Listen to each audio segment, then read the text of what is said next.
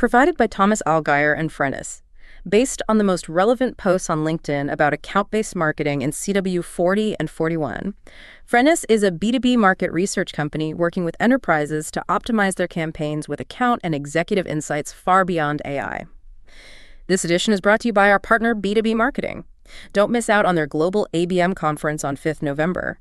Join the conference for B2B leaders who treat ABM as the engine of growth.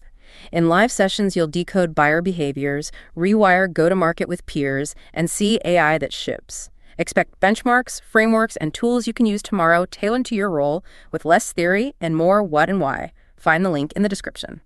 Welcome back, everyone. We've got some fantastic insights lined up today from B2B leaders talking ABM on LinkedIn these past couple of weeks. Yeah, some really sharp stuff. Our goal is simple.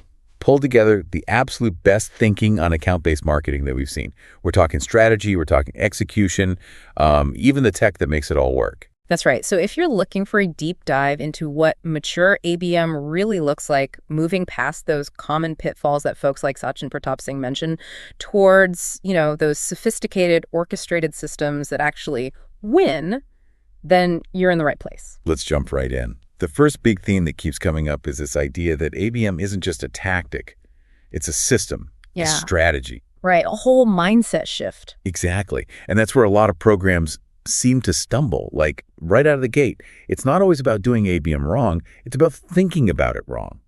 Prakash Kurupanam pointed this out, treating it like some kind of checklist, a bolt-on campaign. Instead of a core strategy. Precisely. And when that happens, it just ends up becoming another MQL race, which totally misses the point of being account-centric in the first place. And that lack of strategic commitment, it seems, is fatal. Vincent Plassard mentioned how ABM often dies right in that gap between how sales defines success and how marketing defines it.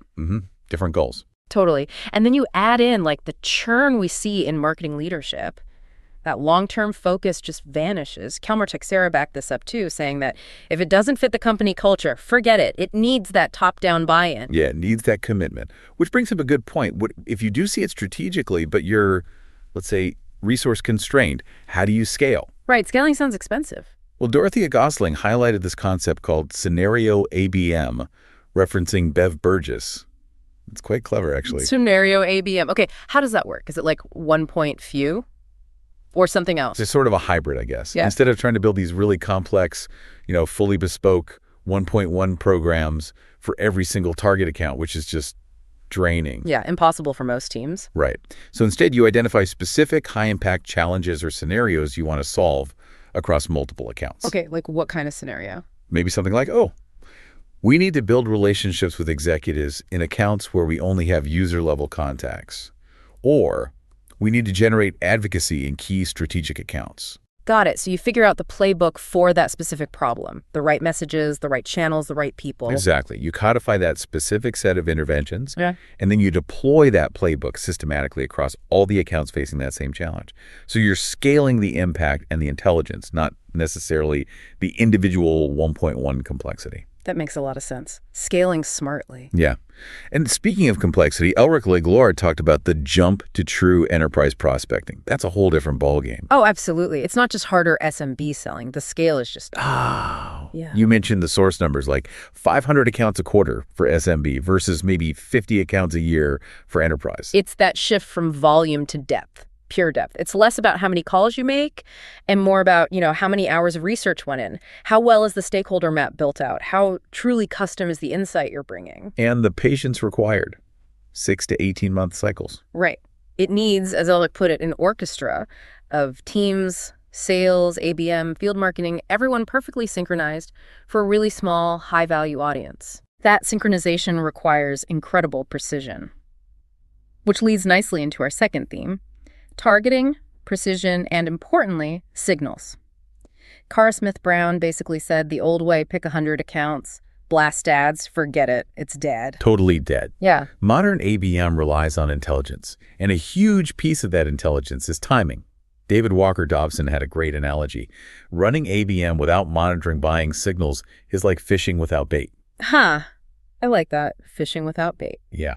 Those signals, maybe they're researching specific topics, maybe there's funding news, maybe key job openings that tells you who to talk to, when they might actually be receptive, and what angle might actually resonate. It's about hitting them at the right moment. Exactly. And that precision extends to how you segment.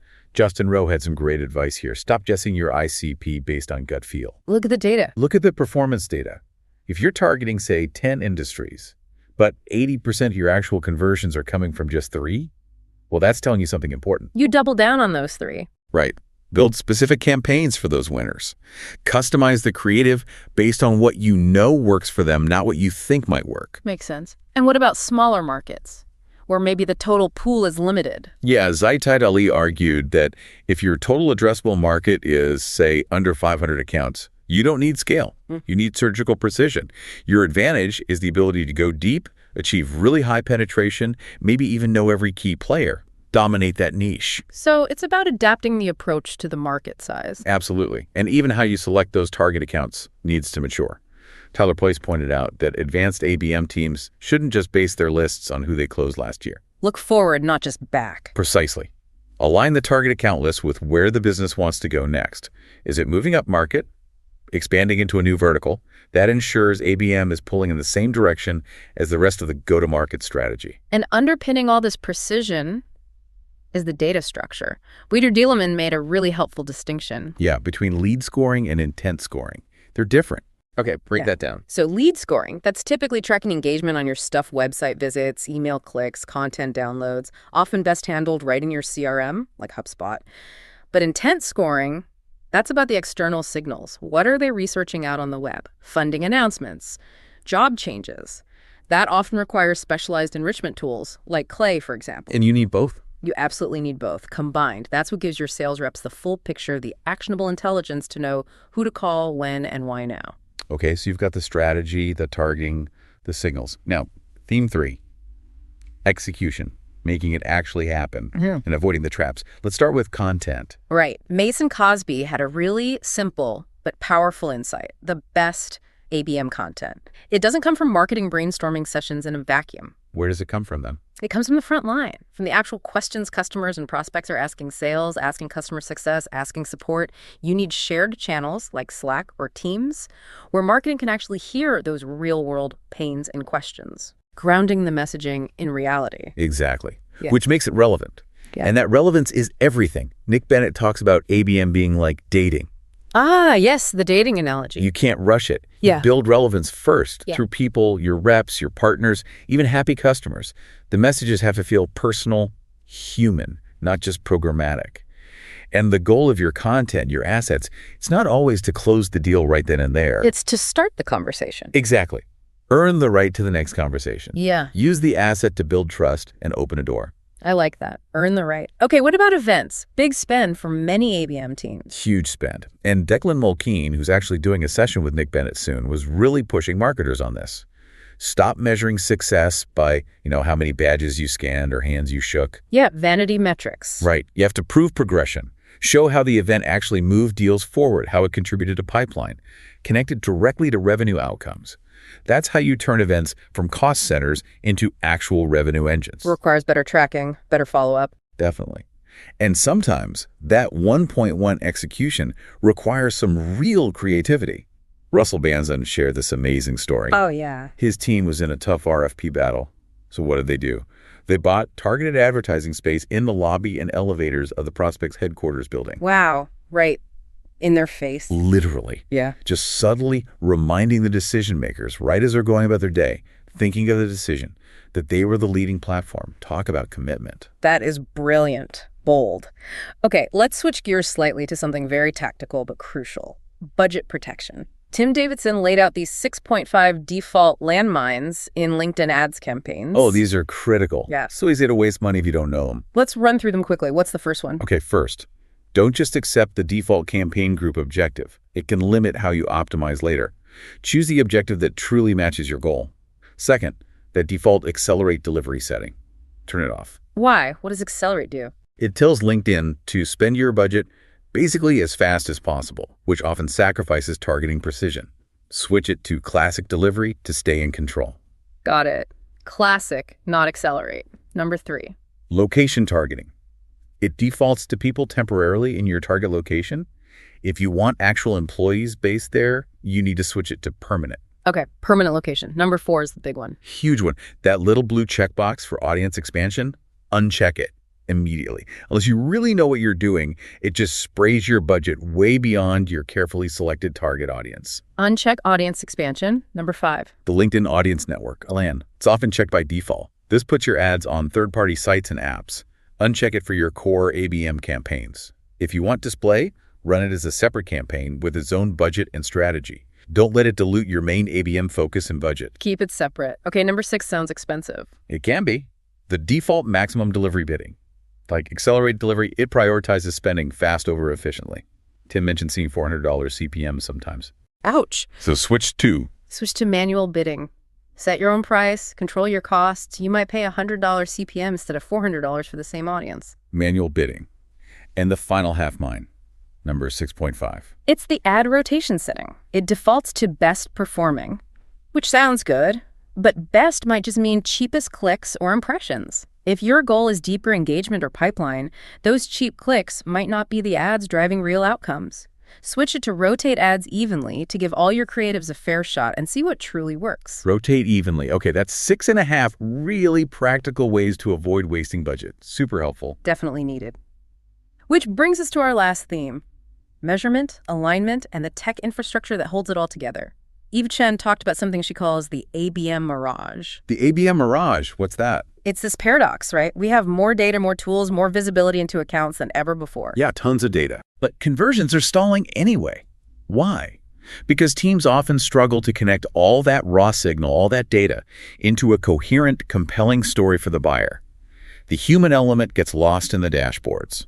Interesting. So the data's there, but the narrative isn't. Kind of. Yeah. Perfect data doesn't automatically lead to progress if you can't translate it into meaningful conversations. So how do you measure effectively beyond just vanity metrics to avoid that mirage? Sam Kienel shared an example of a really smart ABM dashboard. Looked like it was from Hockey Stack.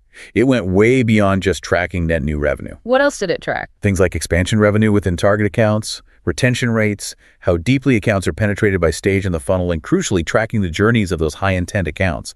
It gives leaders that true GTM visibility. That comprehensive view. And getting that view depends on clean data, right? Yeah, absolutely. Alan C. from ReviOps really hammered this point home. If you're doing sophisticated ABM, you need real-time deduplication across your CRM, your outreach tools, your enrichment sources. Otherwise, your metrics are garbage, and your SDRs waste time chasing duplicates instead of focusing on those genuine high-intent signals. Data hygiene is foundational. Non-negotiable. Yeah. And we're seeing AI step in to help manage the complexity, especially for true 1.1 ABM. Katya Tarapovskaya outlined a really interesting 6-pillar tech framework. Using HubSpot as the core? Yeah, HubSpot is the sort of central nervous system, the growth hub. But then using specialized tools for specific jobs to keep things efficient and control costs, like using Clay for orchestrating all that complex data gathering and enrichment. Okay. Then intelligence tools like Mia by Humantic AI for deep personalization insights. Dedicated outreach tools like La Growth Machine or Warmly, maybe Userworld or Metadata for hyper-targeted ads, all connected via integration platforms like Zapier or Make. So best-of-breed tools orchestrated together. Exactly. Using APIs smartly to get the power without breaking the bank on consumption costs. And when that integration works, the results can be pretty staggering. Mary Joseph Miller shared the Zoom and demand-based partnership story. That was impressive. A 6.25x uplift in opportunities from targeted ABM accounts, and a 36% jump in sales conversion rates for those accounts. Yeah. That's the kind of transformation you can get when targeting, intent data, and execution are all perfectly unified. Which really brings us full circle, doesn't it? Back to that idea of alignment and strategy. It really does. And maybe the perfect closing thought comes from Marta George. She suggested thinking of ABM not just as a marketing thing, but as the connective tissue for the entire go-to-market machine. Connective tissue, I like that. Yeah. Her point was, if your field marketing team, your brand team, your ABM team, if they aren't all aligned, working together seamlessly around the account, then you don't really have a marketing problem. You have a leadership problem. Wow, that's a strong final thought. It all comes back to leadership and alignment. Something important to think about as you plan your next moves. Absolutely. Well, if you enjoyed this episode, new episodes drop every 2 weeks. Also, check out our other editions on field marketing, channel and partner marketing, AI and B2B, MarTech, go-to-market, and social selling. Thanks so much for tuning in and diving deep with us on ABM today. We hope these insights give you some actionable ideas. Don't forget to subscribe for more.